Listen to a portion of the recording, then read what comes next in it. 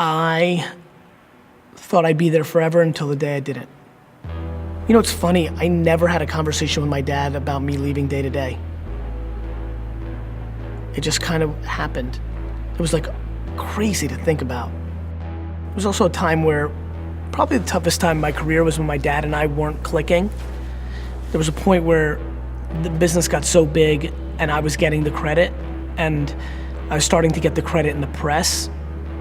And I feel like I could have done a better job of giving my dad more credit, but I think at some level, I was struggling subconsciously without even realizing it that I owned nothing of it.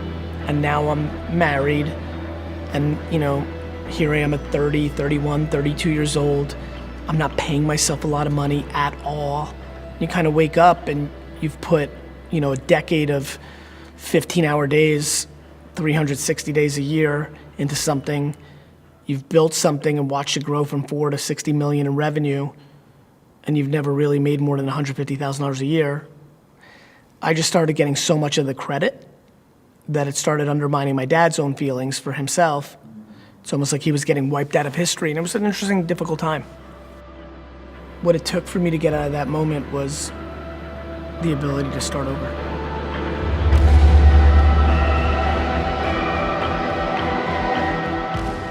Did you feel like there was a point where you felt maybe unfulfilled by what, even though you were fulfilled helping your dad doing all this, you were unfulfilled, there was something else that was there for you that you wanted to chase or you wanted to pursue? Yeah, I mean, I could feel like me changing. You know, the obsession with building the biggest wine retail company in America was fading.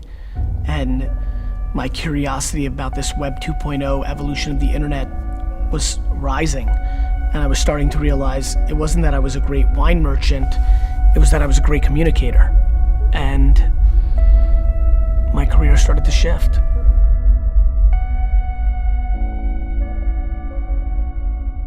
At some level, you don't realize when something's dying down when you're in it, and I didn't realize how much fire something new and fresh and wide open and so grand. You know, I'm coming from the wine business, which is incredible, and I missed it so much I got back into it, but this whole world of like, this is the changing media landscape, this is communication change, this is gonna affect the world. I often use the analogy of a lightning bug that just goes to the light and gets zapped. I always wonder, does that bug know that they're about to get zapped, but they just can't help it? There's an enormous sense of destiny that runs through my body.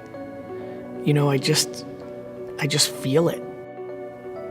The most important thing I think about when I think about getting to happiness is not so much owning anything, it's the ability to not hear anything but yourself.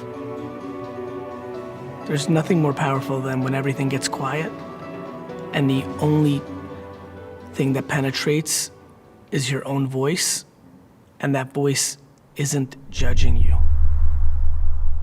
When you look back now at the kid who felt pressure or the kid who felt an obligation, what would you say to that kid now? I would tell that kid to stay the course because he's got to figure it out.